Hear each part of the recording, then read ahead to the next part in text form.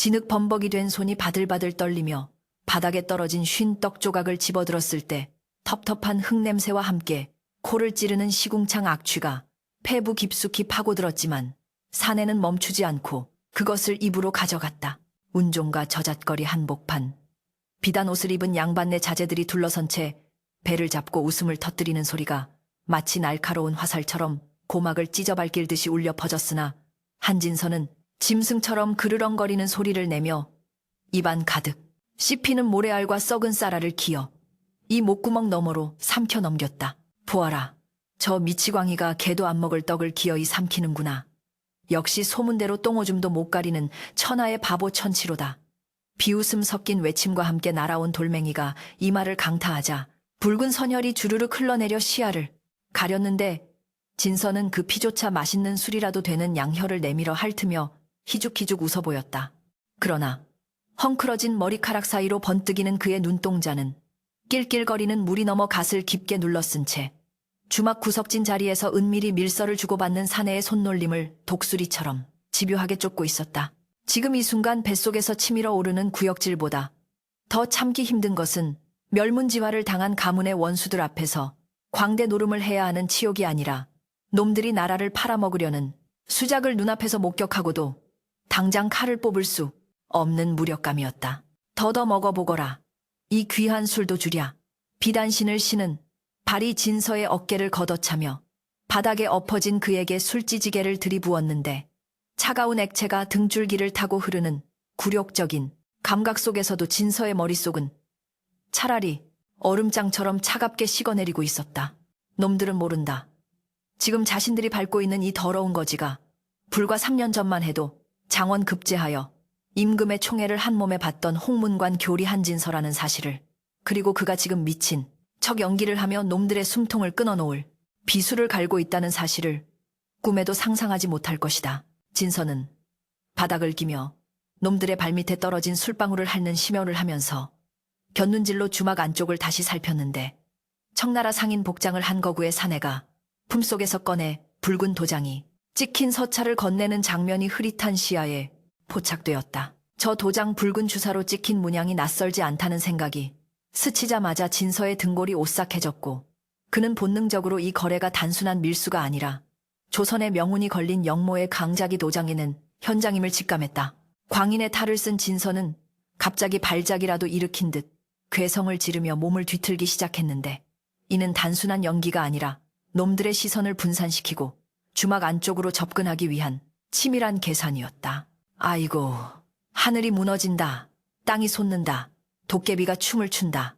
그가 팔다리를 허우적거리며 흙먼지를 일으키자 구경꾼들은 기겁하며 뒤로 물러섰고 그 혼란을 틈타 진서는 비틀거리는 척하며 주막의 평상 쪽으로 몸을 날렸다. 쿵 하는 소리와 함께 그가 평상 모서리에 머리를 들이받고 나뒹굴자 밀서를 주고받던 자들이 소스라치게 놀라며 황급히 서찰을 소매춤에 감추는 모습이 진서의 눈에 선명하게 들어왔다. 그 찰나의 순간 진서는 서찰 끄트머리에 적힌 북문 배먼이라는 두 글자와 그 아래 찍힌 인장이 조정의 실세이자 자신의 가문을 멸문시킨 좌의정 윤대감의 것임을 확인하고는 심장이 터질 듯한 분노와 전율을 동시에 느꼈다. 이 더러운 미치광이가 감히 어디라고 뛰어들어 주막 주인이 욕설을 퍼붓며 몽둥이를 들고 달려와 진서의 등짝을 사정없이 내리쳤으나 그는 아픔을 느끼기는커녕 오히려 몽둥이 찜질을 당하면서도 바보처럼 해벌쭉 웃으며 침을 질질 흘리는 연기를 계속해야만 했다. 매질이 이어질수록 뼈가 으스러지는 듯한 고통이 전신을 강타했지만 진서는 그 고통을 통해 정신을 더욱 맑게 깨우며 바닥에 엎드린 채 윤대감의 하수인이 흘리고 간 노리개 하나를 재빨리 낚아채 품속 깊이 숨겼다. 에이 재수, 옴 붙었네. 저리 꺼지거라.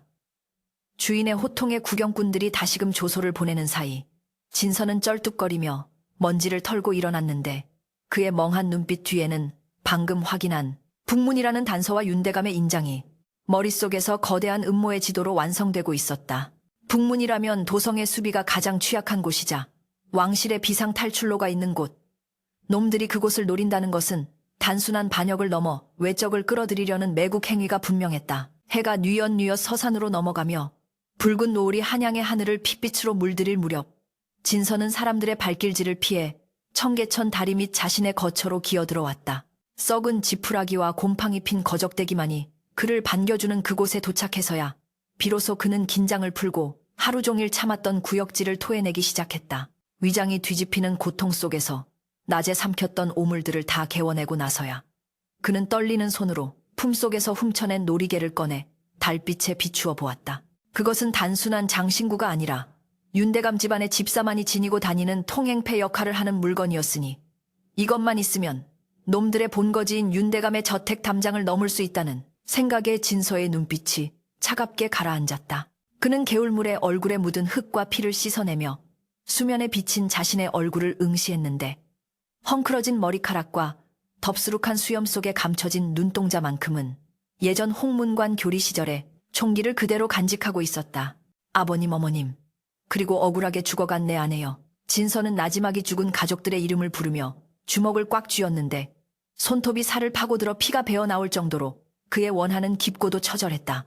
3년 전 기축옥사라는 날조된 역모 사건으로 인해 조부 때부터 내려오던 명문가는 하루아침에 멸문되었고 자신은 기방에서 술에 취해 있었다는 알리바이와 미치광이 행세 덕분에 구차한 목숨을 부지할 수 있었다.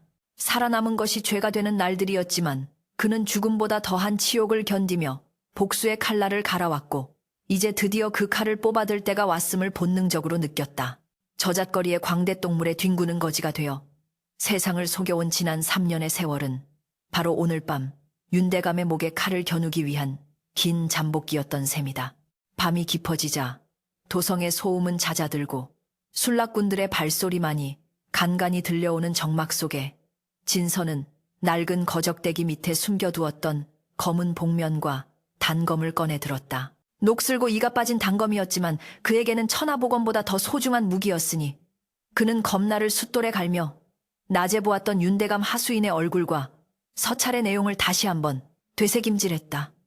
북문, 보름달이 뜨는 날, 대문이 열린다.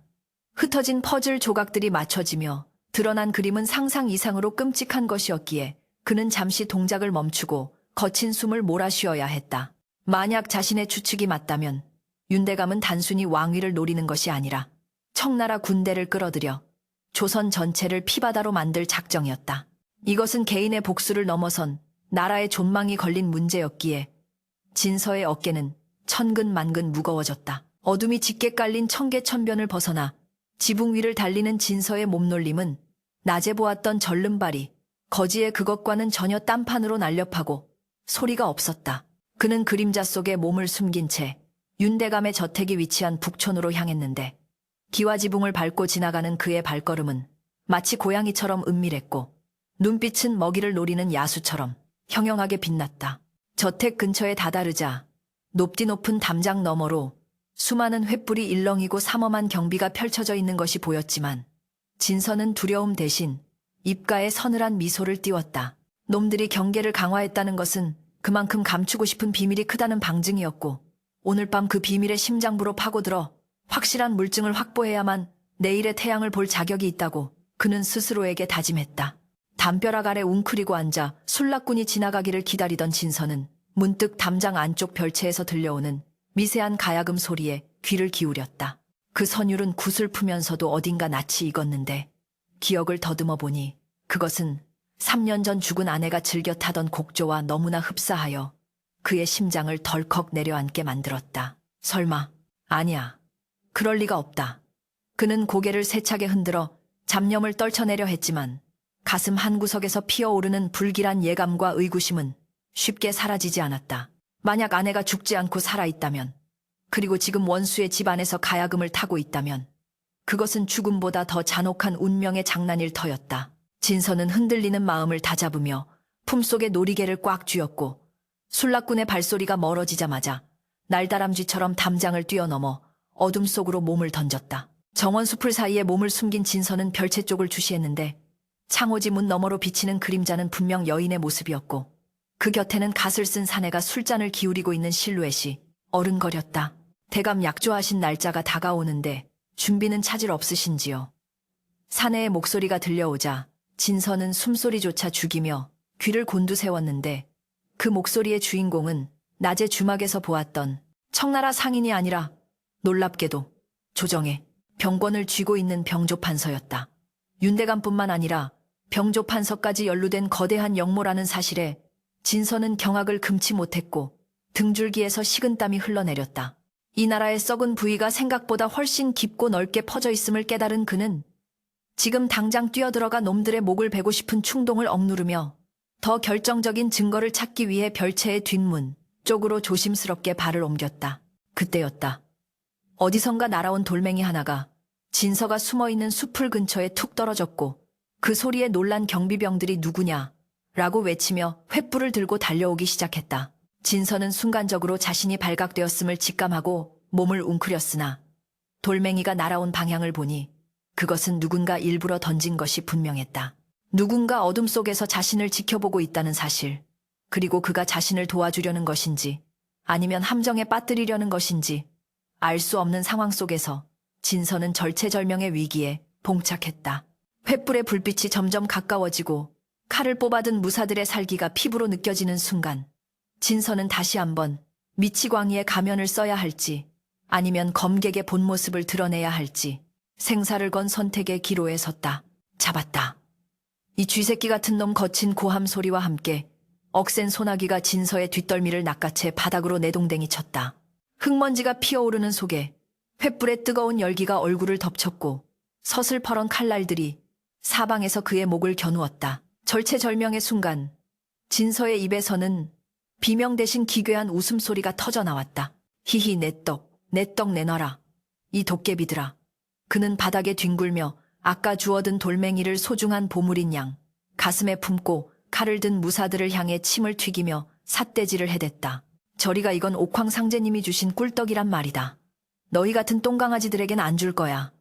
그의 눈동자는 초점을 잃은 채 허공을 배회했고 입가에는 거품이 부글거렸다. 살기등등하던 무사들은 뜻밖의 광경에 잠시 주춤하며 서로의 얼굴을 쳐다보았다. 뭐야, 자객이 아니라 그 저잣거리 미치광이잖아. 한 병졸이 어이없다는 듯 칼을 거두며 진서의 옆구리를 발로 툭 찼다. 소란스러운 소리에 별채의 방문이 벌컥 열리고 윤대감과 병조판서가 불쾌한 표정으로 건마루로 나왔다. 밤이 깊었는데 웬 소란이냐. 윤대감의 일갈에 호위대장이 급히 무릎을 꿇으며 아뢰었다. 송구하옵니다, 대감마님. 정원에 수상한 자가 있어 잡고 보니 도성에서 유명한 미치광이 한진서 놈이옵니다. 밥을 훔쳐먹으러 담을 넘은 모양입니다. 윤대감은 미간을 찌푸리며 흙바닥에 널브러져 킬킬거리는 진서를 내려다보았다. 한때는 장래가 촉망되던 홍문관 교리였으나 지금은 똥오줌도 못 가리는 폐인이 되어버린 사내. 윤대감의 눈에 스친 것은 경계심이 아닌 지독한 경멸과 조소였다. 긍경 명문가의 자손이 어찌 저리 추한 꼴이 되었는고. 재수가 없으려니 별 잡것이 다 들어오는구나. 당장 끌어내서 곤장을 쳐 쫓아버려라. 그때였다. 잠시만요, 아버님. 별채 안쪽에서 가야금 소리의 주인인 여인이 조용히 걸어 나왔다. 달빛을 받아 하얗게 빛나는 그녀의 얼굴을 본 순간 진서의 심장이 철렁 내려앉으며 멈추는 듯했다. 서혜영. 3년 전 영모의 누명을 쓰고 끌려가던 자신을 보며 피눈물을 흘리던 아내. 그녀가 왜 원수 윤대감의 집에, 그것도 아버님이라 부르며 서 있는 것인가. 진서의 내면은 갈기갈기 찢어지는 듯한 고통의 비명을 질렀지만 겉으로는 여전히 희죽희죽 웃으며 돌멩이의 뺨을 비비는 연기를 멈출 수 없었다. 혜영은 비단 치맛자락을 끌며 진서의 앞으로 다가왔다. 그녀의 눈동자가 파르르 떨리고 있었다. 그녀는 윤대감의 며느리가 되어 있었던 것이다. 가문을 살리기 위해 혹은 다른 어쩔 수 없는 사유로 원수의 집안에 들어왔을 그녀를 마주하는 것은 죽음보다 더한 형벌이었다. 이 사람, 정말 미친 것이 맞습니까? 혜영의 목소리는 물기 어린 듯 가늘게 떨렸다. 그녀는 믿을 수 없다는 듯, 혹은 믿고 싶지 않다는 듯 진서의 흑투성이 얼굴을 응시했다. 진서는 이 순간이 자신의 생애에서 가장 잔혹한 시험대임을 직감했다. 만약 여기서 조금이라도 제정신인 기색을 보인다면 자신뿐만 아니라 혜영까지 위험해질 수 있었다. 그는 이를 악물고 마음속으로 피를 토하며 혜영을 향해 혓바닥을 내밀고 해벌쭉 웃어 보였다. 예쁜 누나다. 누나 나 배고파. 젖죠. 젖. 그리고는 더러운 손을 뻗어 그녀의 고운 비단 옷자락을 잡으려 했다. 이런 천한 놈이 옆에 있던 호위 무사가 칼자루로 진서의 손등을 내리찍었다. 우둑하는 소리와 함께 뼈가 금이 가는 고통이 밀려왔지만 진서는 아픔 대신 짐승처럼 꽥꽥 소리를 지르며 바닥을 굴렀다. 혜영은 충격에 휩싸인 듯 입을 틀어막고 뒷걸음질 쳤다. 그녀의 눈에서 기어이 눈물 한 방울이 주르륵 흘러내렸다. 그것은 옛 정인을 향한 연민인지 아니면 완전히 망가져버린 남편에 대한 절망인지 알 수 없었으나 그 눈물은 진서의 가슴에 뼛속까지 시린 비수가 되어 박혔다. 내보내세요. 제발 안 보이는 곳으로 치워주세요. 혜영은 고개를 돌리며 흐느꼈다. 그 말은 진서에게 사형 선고이자 동시에 구원과도 같았다. 윤대감은 혀를 차며 손을 휘저었다. 듣지 못했느냐? 며느리가 불쾌해한다. 썩 끌어내라. 무사들이 진서의 팔다리를 짐승처럼 질질 끌고 대문 밖으로 향했다. 대문이 쾅 닫히며 진서는 차가운 거리바닥에 내동댕이 쳐졌다. 재수, 없는 놈. 무사들이 침을 뱉고 사라지자 진서는 한동안 시체처럼 꼼짝 않고 엎드려 있었다. 손등에서는 시퍼런 멍과 함께 피가 배어나왔고 온몸은 매질로 욱신거렸지만 육체의 고통은 마음의 상처에 비하면 아무것도 아니었다. 그는 어둠 속에서 천천히 몸을 일으켰다. 멍청하게 풀려있던 눈동자가 순식간에 차갑게 돌변하며 형형한 살기를 뿜어냈다. 방금 전까지 혜영 앞에서 짐승 흉내를 냈던 수치심은 이제 뜨거운 분노의 연료가 되어 타오르고 있었다. 혜영아, 기다려다오. 내 반드시 이 지옥에서 너를 구해내리라. 하지만 지금은 놈들의 목줄을 끊는 것이 먼저다. 진서는 찢어진 옷자락을 묶어 지혈을 하고 다시 한번 담장을 바라보았다. 놈들은 미치광이를 쫓아냈으니 안심하고 경계를 늦출 것이다.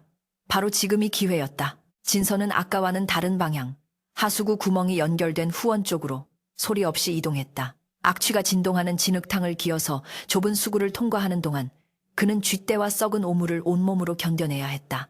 그러나 나라를 팔아먹으려는 매국노들의 더러움에 비하면 이 정도 오물은 향기로운 꽃내음이나 마찬가지였다. 마침내 후원 덤불 속으로 머리를 내민 진서는 그림자처럼 은밀하게 본 채 사랑방을 향해 잠입해 들어갔다.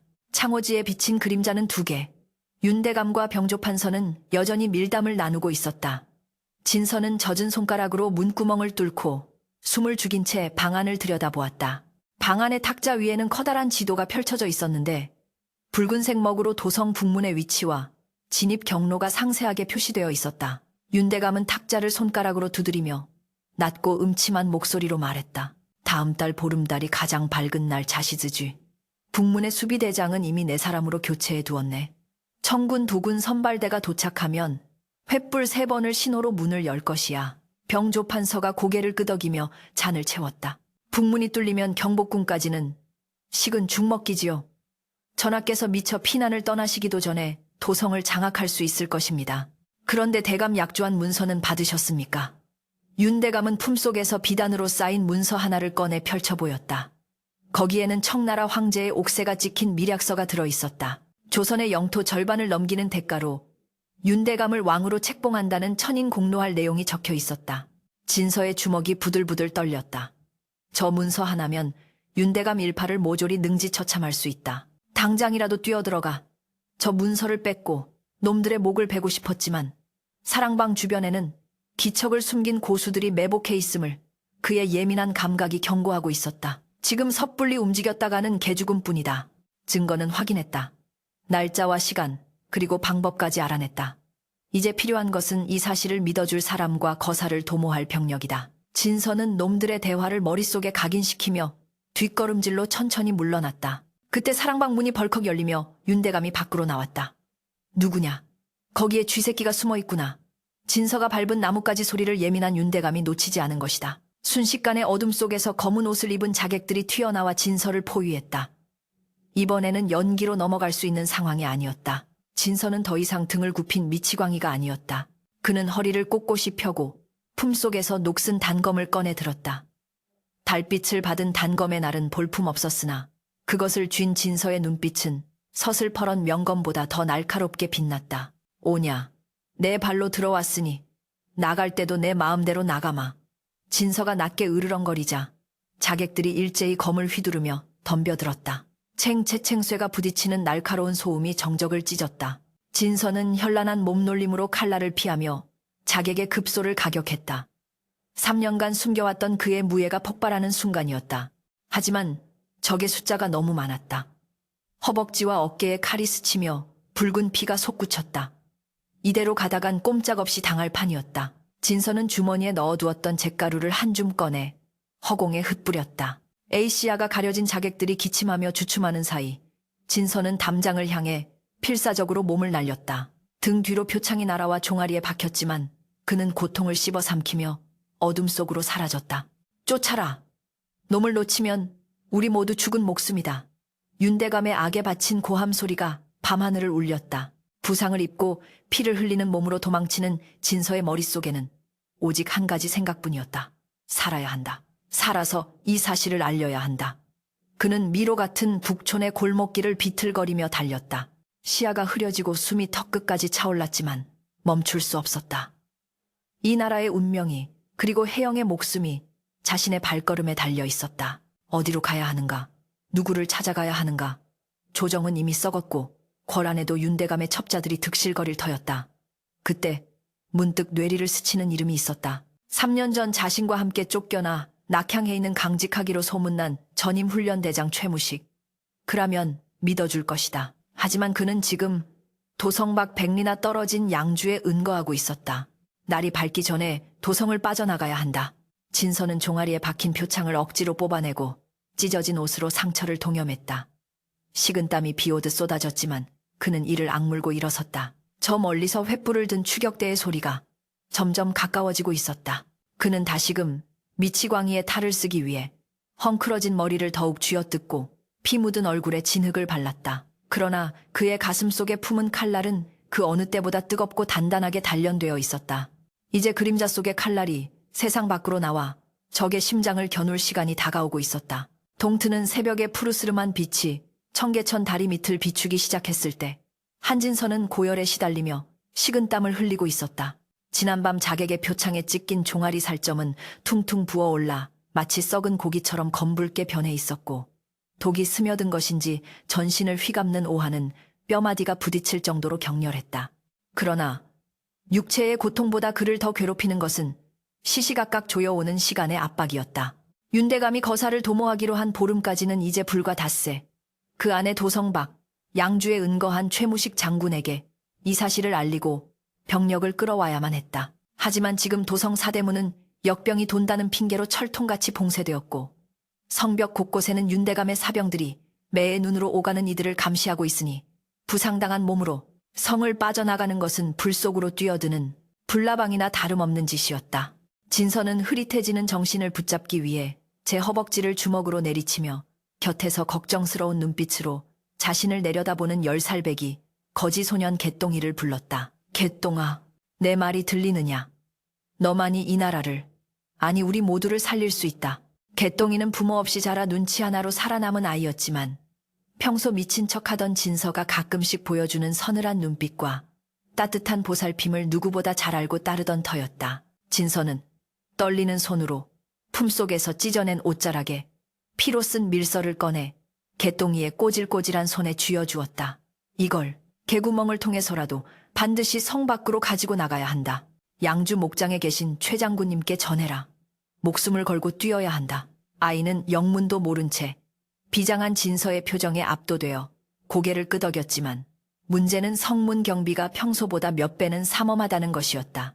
개똥이 같은 쥐새끼 한 마리도 빠져나가기 힘든 상황에서 진서는 아이가 무사히 성을 빠져나갈 수 있도록 시선을 돌릴 거대한 소동이 필요함을 직감했다. 마침 오늘이 왕실에서 주관하는 기우제 지휘지가 열리는 날이라는 사실이 뇌리를 스쳤다. 가뭄으로 타들어가는 민심을 달래기 위해 임금이 직접 제단에 오르는 그 엄숙한 의식이야말로 미치광이가 무대에 오르기에 가장 완벽하고도 위험한 장소였다. 정오가 가까워지자 뜨거운 태양이 자결하는 가운데 숭례문 앞 광장에는 거대한 제단이 차려지고 수많은 인파가 구름처럼 몰려들었다. 붉은 골룡포를 입은 임금의 뒤로 백관이 도열해 있었고 그 중에는 인자한 가면을 쓴 좌의정, 윤대감도 엄숙한 표정으로 서 있었다. 북소리가 둥둥 울리며 제례의 시작을 알리는 엄숙한 순간 제단 주위는 숨소리조차 들리지 않을 만큼 정적에 휩싸였다. 바로 그때 끼야하하하 비가 온다. 비비가 온다 하는 괴기스러운 웃음소리가 정적을 찢어발겼다. 머리에는 닭의 피를 뒤집어 쓰고 찢어진 거적대기를 휘날리며 한진서가 인파를 해치고 재단 앞으로 뛰쳐나온 것이다. 그의 몰골은 사람이라기보다는 지옥에서 기어나온 악귀에 가까웠고 손에는 다 썩어가는 강아지, 뼈다귀를 무기처럼 들고 있었다. 호위 무사들이 당황하여 창을 겨누었으나 진서는 아랑곳하지 않고 덩실덩실 춤을 추며 재단 위로 뛰어올랐다. 이놈 여기가 어디라고 감히 윤대감이 나서며 호통을 쳤으나 진서는 윤대감의 얼굴에 대고 침을 뗀 뱉으며 노래를 부르기 시작했다. 하늘에는 붉은 달이 뜨고 땅에는 쥐새끼가 득실대네. 북쪽문이 활짝 열리면 오랑캐가 춤을 추고 임금님은 쫓겨가네 얼쑤. 그의 노랫가락은 횡설수설하는 미치광이의 타령처럼 들렸으나 그 가사 하나하나는 윤대감의 영모, 계획을 적나라하게 암시하는 뼈 있는 말들이었다. 윤대감의 안색이 순식간에 흑빛으로 변하며 눈동자가 흔들렸으나 감히 임금 앞에서 자신의 죄를 자복할 수는 없는 노릇이라 부들부들 떨며 무사들에게 눈짓을 보냈다. 저 미친놈을 당장 끌어내려 목을 쳐라. 신성한 기우제를 망친 대역죄인이다. 무사들이 칼을 뽑아들고 진서에게 달려들었지만 진서는 마치 술에 취한 듯 비틀거리면서도 기묘한 몸놀림으로 칼날을 피하며 제단 위를 난장판으로 만들었다. 진서가 제사상을 엎어버리고 돼지머리를 들어 올리며 춤을 추는 그 혼란스러운 틈을 타 군중 틈에 숨어있던 개똥이는 병졸들의 시선이 모두 제단으로 쏠린 틈을 타 잽싸게 성벽, 배수로 쪽으로 몸을 숨겼다. 진서는 곁눈질로 아이가 사라지는 것을 확인하고는 안도의 한숨을 내쉬었으나 이제 자신에게 남은 것은 죽음뿐임을 알고 있었다. 하지만 그는 멈추지 않았다. 오히려 더욱 광적으로 웃어젖히며 임금이 서 있는 쪽으로 비틀비틀 다가갔다. 전하, 우리 전하, 눈이 멀고 귀가 먹어 똥인지 된장인지도 모르시는 우리 전하, 무례하기 짝이 없는 언사에 신하들은 경악하며 땅에 머리를 박았고 호위대장이 진서의 등짝을 칼등으로 내리쳐 무릎을 꿇렸다. 억하는 소리와 함께 진서가 바닥에 쓰러졌지만 그는 고개를 쳐들고 임금의 눈을 똑바로 응시했다. 그 순간 광기로 번들거리던 진서의 눈동자 깊은 곳에서 서려나오는 서글픈 충심과 절박함을 임금은 찰나의 순간이나마 읽어낼 수 있었다. 죽여라. 당장 저놈의 목을 베어 제물로 바쳐라. 윤대감이 악을 쓰며 소리쳤다. 그의 목소리에는 다급함이 묻어 있었다. 진서가 뱉은 북문과 붉은 달이라는 단어가 임금의 귀에 들어가 의심의 씨앗이 되는 것을 막아야만 했다. 무사의 서슬퍼런 칼날이 진서의 목을 향해 내려꽂히려는 찰나 멈춰라 하는 나직하지만 위험 있는 목소리가 울려 퍼졌다. 임금이었다. 임금은 천천히 계단을 내려와 피투성이가 된 진서 앞에게 다가왔다. 과인이 보기에 저자는 단순한 미치광이가 아니다. 눈빛에 원한이 서려 있다. 기우제의 피를 보는 것은 불길하니 일단 하옥시켜라.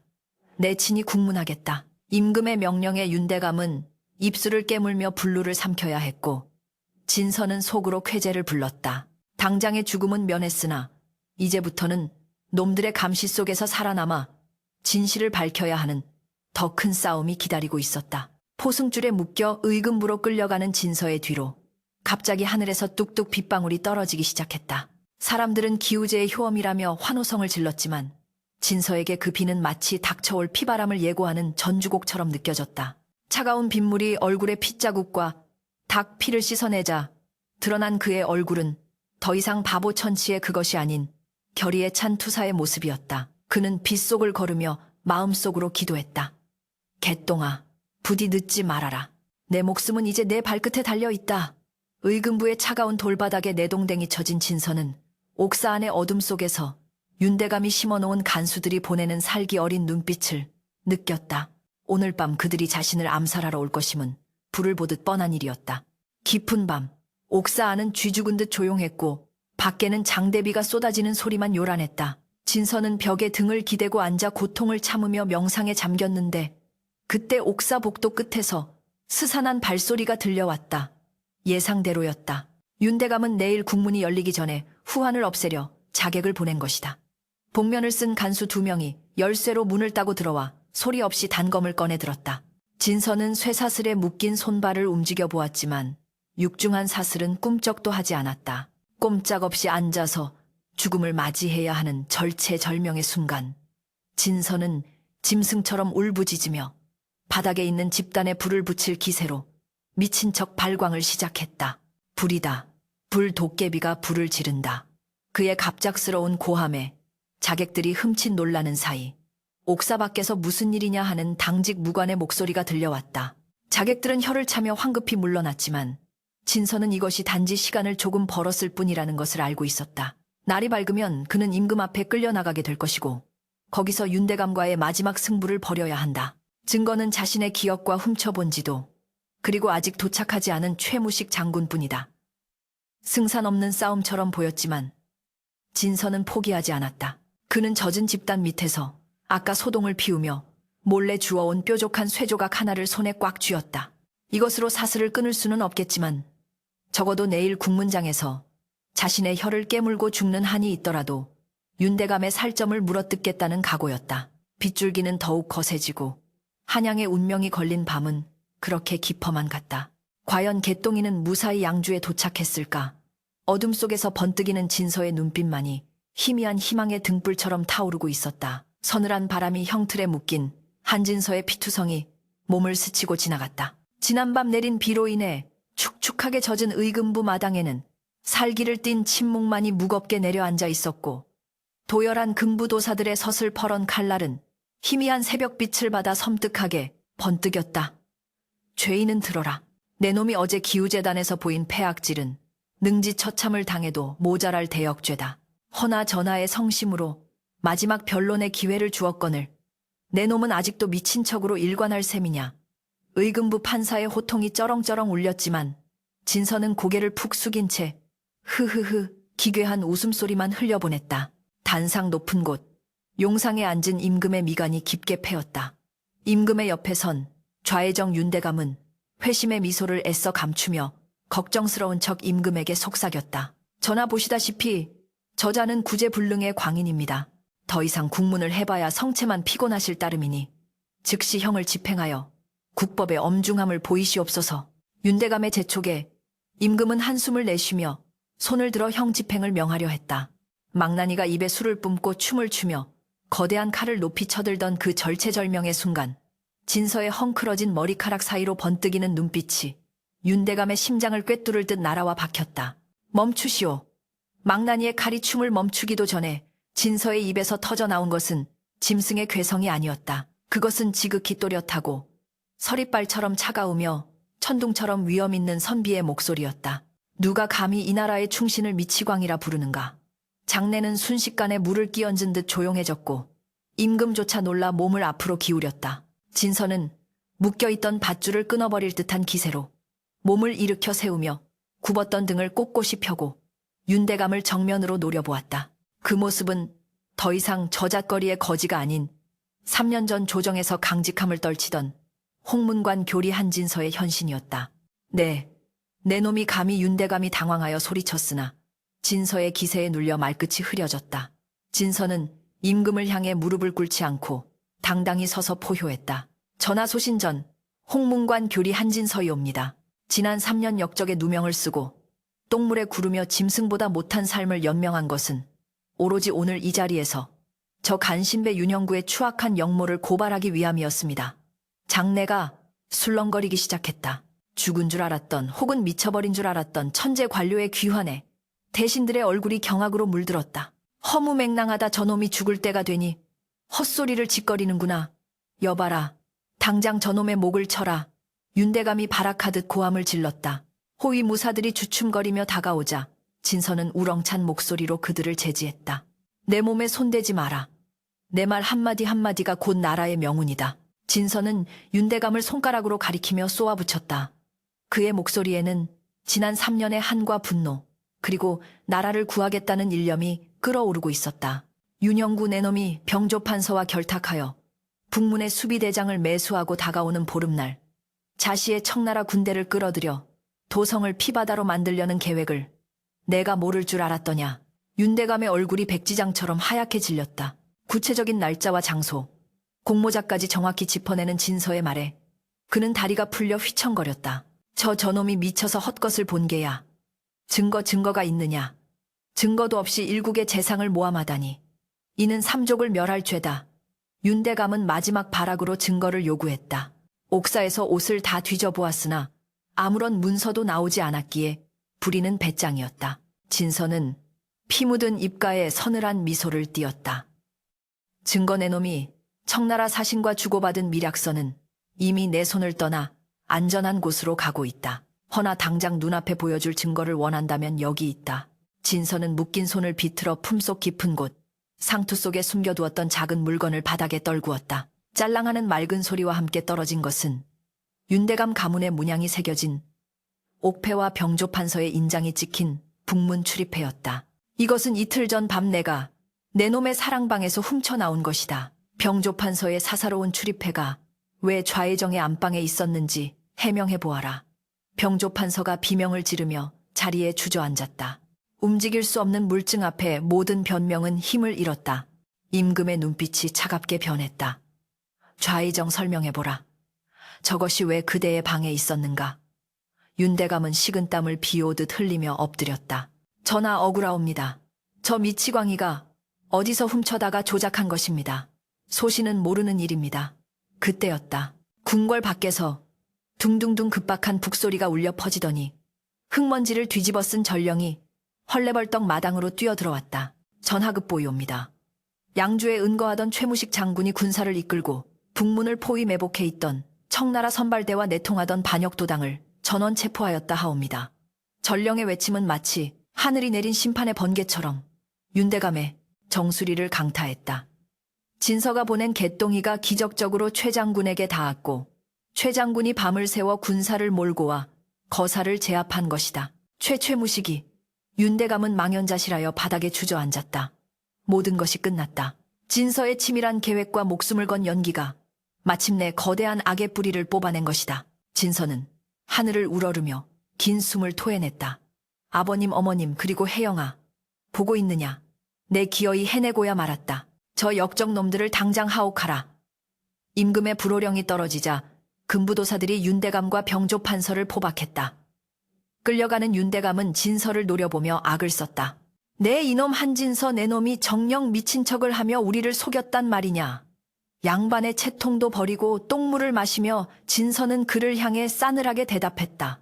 나라를 팔아먹는 짐승보다는 나라를 구하는 미치광이가 100번 1000번 낫지 않겠는가. 그 순간 의금부 마당 구석에서 작은 그림자 하나가 쭈뼛거리며 나타났다. 개똥이었다. 아이는 꼬질꼬질한 얼굴로 진서를 보며 환하게 웃고 있었다. 진서의 눈시울이 붉어졌다. 저 작은 아이가 어른들도 해내지 못한 일을 해내어 이 나라를 구한 것이다. 임금은 진서에게 다가와 친히 그의 포승줄을 풀어주었다. 과인이 어리석어 충신을 알아보지 못하고 하마터면 큰일을 그르칠 뻔했구나. 그대의 공은 역사의 길이 남을 것이다. 임금의 따뜻한 손길에 진서는 참았던 눈물을 터뜨리며 오열했다. 그것은 기쁨의 눈물이자 지난 3년간 억눌러왔던 서름의 폭발이었다. 그러나 아직 모든 것이 끝난 것은 아니었다. 윤대감 일파는 제거되었지만 그들의 잔당이 어디에 숨어 있을지 몰랐고 무엇보다 윤대감의 집에 볼모처럼 잡혀있는 혜영의 안위가 걱정되었다. 진서는 눈물을 닦고 임금에게 간청했다. 전하, 아직 해야 할 일이 남았습니다. 윤대감의 저택에 억울하게 잡혀있는 제 처를 구하고 남은 잔당들을 소탕하도록 허락해 주시옵소서. 임금은 고개를 끄덕이며 자신의 보검을 진서에게 하사했다. 가거라. 금군을 내어줄 터이니 그대의 손으로 결자해지 개쩌제즈하거라. 보검을 받아든 진서의 손은 더 이상 떨리지 않았다. 그는 금군을 이끌고 윤대감의 저택으로 말을 달렸다. 말발굽 소리가 한양의 거리를 울릴 때 백성들은 창문을 열고 그 위풍당당한 모습을 지켜보았다. 어제까지만 해도 미치광이라 손가락질 받던 거지가 오늘은 나라를 구한 영웅이 되어 황금빛 갑옷을 입은 무사들보다 더 빛나는 기백으로 거리를 질주하고 있었다. 저택에 도착한 진서는 닫힌 대문을 단칼에 베어버리고 안으로 뛰어들어갔다. 혜영아, 내가 왔다. 그의 외침이 텅 빈 저택에 메아리 쳤다. 그러나 별채 문을 열었을 때 그를 맞이한 것은 싸늘한 정적뿐이었다.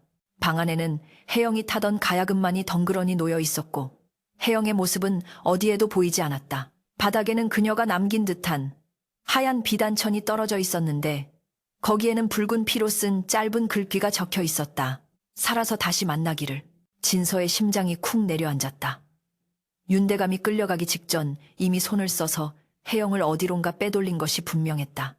혹은 그녀 스스로 위험을 감지하고 몸을 피한 것일까? 진서는 비단천을 가슴에 품고 주먹을 불끈 쥐었다. 역적은 잡았으나 사랑하는 여인을 찾기 위한 마지막 싸움은 이제 막 시작된 셈이었다. 이 잡듯이 뒤져라. 한 명도 놓치지 마라. 진서의 명령에 금군들이 저택 곳곳을 수색하기 시작했다. 그때 뒷산으로 이어지는 오솔길에서 수상한 마차 자국이 발견되었다. 진서는 주저없이 말머리를 돌려 그 자국을 쫓았다. 바람이 그의 옷자락을 거세게 휘날렸고 그의 눈빛은 다시 한번 매섭게 타올랐다. 이것이 마지막이다. 내 손으로 모든 것을 끝내리라. 거친 말발굽 소리가 북한산의 깊은 계곡을 뒤흔들며 고요하던 숲의 정막을 날카롭게 찢어발겼다. 한진서는 터질 듯한 심장을 부여잡고 채찍을 휘둘러 말의 속도를 극한으로 끌어올렸는데 눈앞에 피어오르는 흙먼지 너머로 비틀거리는 마차의 뒷모습이 아른거렸기 때문이었다. 이놈들 멈추지 못할까. 그의 호령은 산천을 울리는 호랑이의 포효와 같았으나 도주하는 윤대감의 잔당들은 벼랑 끝으로 몰릴수록 더욱 광포하게 말을 몰아붙였다. 마차가 덜컹거리며 바퀴가 바위에 부딪혀 튀어 오를 때마다 짐칸에 짐짝처럼 실려있을 혜영의 안위가 걱정되어 진서의 속은 시커멓게 타들어갔다. 마침내 깎아지른 절벽 앞에서 길이 끊기자 마차는 끼익 하는 찢어지는 소음을 내며 가까스로 멈춰섰다. 말에서 뛰어내린 사병 5놈이 칼을 뽑아들고 마차를 에워쌌고 그중 우두머리로 보이는 자가 혜영을 끌어내려 그녀의 목에 서슬퍼런 칼날을 겨누었다. 오지 마라. 한 발짝만 더 다가오면 이 계집의 목을 베고 우리도 뛰어내리겠다. 진서는 말고삐를 당겨 멈춰서며 이를 갈았다. 낭떠러지 아래로는 천길, 낭떠러지 발 아래는 구르는 자갈 소리만 들리는 절체절명의 대치 상황이었다. 혜영의 얼굴은 공포와 피로로 창백하게 질려 있었으나 진서를 바라보는 눈빛만은 흔들림 없이 맑고 강인했다. 나으리, 오지 마십시오. 저들은 짐승입니다. 그녀의 목소리는 바람에 흩어졌지만 진서의 가슴에는 천둥처럼 내리꽂혔다. 3년 만에 처음으로 미치광이가 아닌 지아비로서 그녀를 마주하는 순간이었다. 진서는 임금이 하사한 보검을 천천히 뽑아들며 서늘하게 가라앉은 목소리로 읊조렸다. 너희들의 주군인 윤대감은 이미 포박되었다. 지금이라도 칼을 버리고 투항한다면 목숨만은 부지하게 해주마. 허나 그 여인의 머리카락 하나라도 상하게 한다면 너희는 살아서도 죽어서도 지옥을 보게 될 것이다. 그의 목소리에 담긴 살기사치는 단순한 협박이 아니었다. 그것은 지난 3년간 똥물에 구르며 씹어 삼킨 처절한 한흔, 이 응축된 기백이었다. 우두머리의 손이 미세하게 떨리는 것을 포착한 진서는 그 찰나의 틈을 놓치지 않았다. 지금이다. 진서가 손에 쥐고 있던 단검을 전광석화처럼 던지자 단검은 허공을 가르고 날아가 우두머리의 어깨에 정확히 박혔다. 의학놈이 비명을 지르며 혜영을 놓친 사이 진서는 바람처럼 달려들어 보검을 휘둘렀다. 챙챙 쇳소리와 함께 사병들의 칼이 허공으로 튀어올랐고 순식간에 2명의 다리가 베어나갔다. 남은 자들이 공포에 질려 뒷걸음질 치다 제풀에 걸려 넘어지자 뒤따라온 금군들이 들이닥쳐 그들을 모조리 포박했다. 상황이 정리되자 진서는 피 묻은 칼을 땅에 꽂고 혜영에게 다가갔다. 다리가 풀려 주저앉은 그녀 앞에 무릎을 꿇은 진서는 떨리는 손으로 그녀의 차가운 뺨을 감싸 쥐었다. 혜영아, 늦어서 미안하다. 정말 미안하다. 혜영은 눈물 범벅이 된 얼굴로 고개를 저으며 진서의 가슴에 얼굴을 묻었다. 아니옵니다. 살아계신 것만으로, 이렇게 제 앞에 멀쩡히 서 계신 것만으로 꿈만 같습니다. 두 사람은 벼랑 끝에서 서로를 끌어안고 하염없이 눈물을 흘렸다. 거친 바람도 지나간 세월의 모진 풍파도 두 사람의 재회를 막을 수는 없었다. 혜영의 어깨를 적시는 진서의 눈물은 지난 3년간의 광대 노름을 씻어내는 정화수였고 진서의 등을 감싸는 혜영의 손길은 상처 입은 영웅을 위로하는 따스한 햇살이었다. 한양으로 돌아오는 길, 백성들은 거리로 쏟아져 나와 만세거지 대장 만세를 외치며 환호했다. 어제까지 그에게 돌을 던지던 사람들이 이제는 꽃을 던지며 눈시울을 붉혔다. 그 행렬의 맨 앞에는 꼬질꼬질한 때를 벗고 새 옷을 입은 개똥이가 의기양양하게 깃발을 들고 서 있었다. 진서는 말 위에서 아이를 발견하고 환하게 웃으며 손을 흔들어 주었다. 대궐에 입성하자 임금은 친히 계단 아래까지 내려와 진서의 손을 잡았다. 그대의 충심이 아니었다면 종묘사직이 무너질 뻔하였다. 내 그대에게 병조판서의 직을 제수하고 대대손손 부귀영화를 누리게 하겠노라. 조정 대신들이 모두 고개를 조아리며 찬성했으나 진서는 조용히 관모를 벗어 내려놓고 임금 앞에 납작 엎드렸다. 전하 성은이 망극하옵니다. 하오나 소신은 관직의 뜻이 없사옵니다. 임금이 놀라 되물었다. 어찌하여 그러한가? 그대의 능력이라면 재상의 반열에 오르고도 남음이 있거늘. 진서는 고개를 들어 임금을 그리고 화려한 용상을 그윽한 눈으로 바라보았다. 지난 3년 소신은 가장 낮은 곳에서 백성들의 신음소리를 들었습니다. 조정의 높은 담장 안에서는 들리지 않는 배고픔과 억울함에 사무친 그들의 목소리 말입니다. 소신이 입은 비단옷은 가시방석 같고 머리에 쓴 사모는 천근만근 무겁기만 합니다.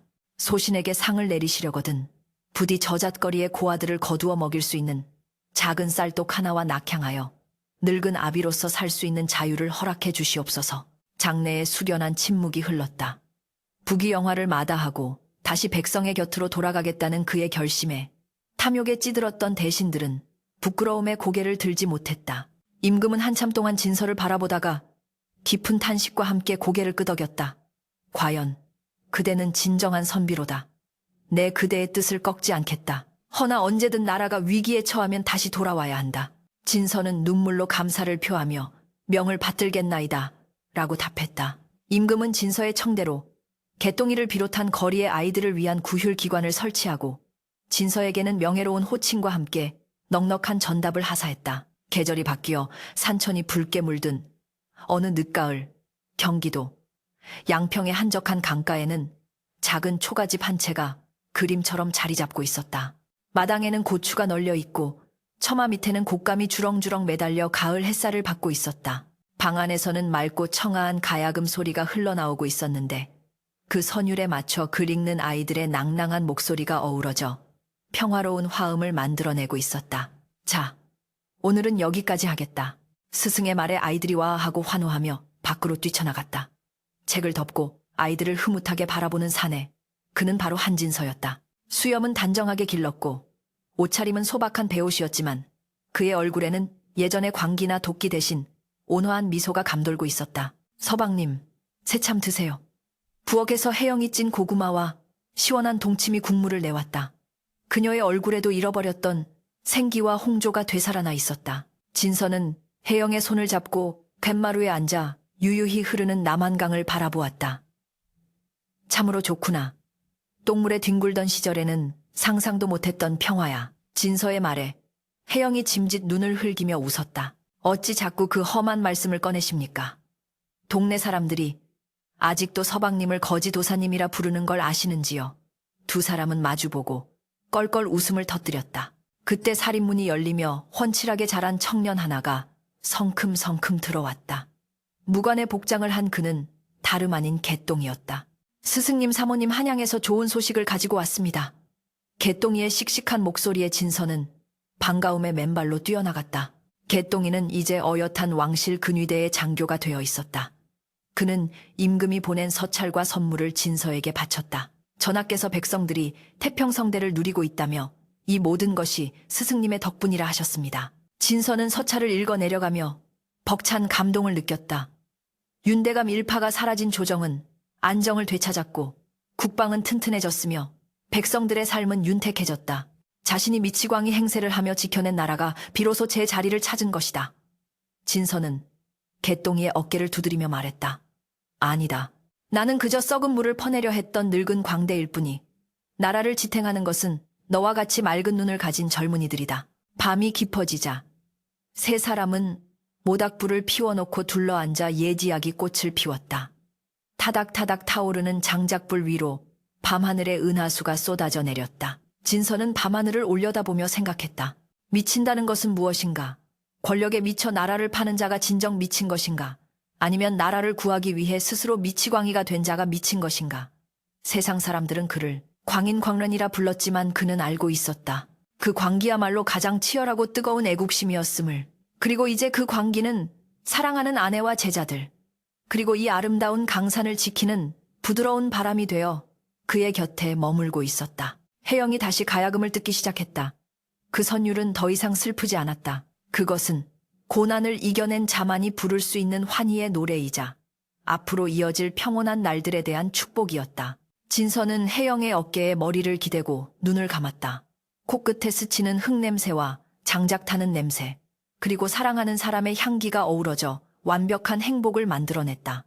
전설은 저잣거리에서 시작되어 역사책에 기록되었지만 인간 한진서의 진짜 이야기는 이 작은 초가집에서 비로소 완성되고 있었다. 바람이 불어와 처마 끝 풍경을 댕그랑 울렸다. 그 소리는 마치 먼 훗날까지 전해질 나라를 구한 거지의 이야기를 세상에 알리는 맑은 종소리처럼 깊고 그윽하게 밤하늘로 퍼져나갔다.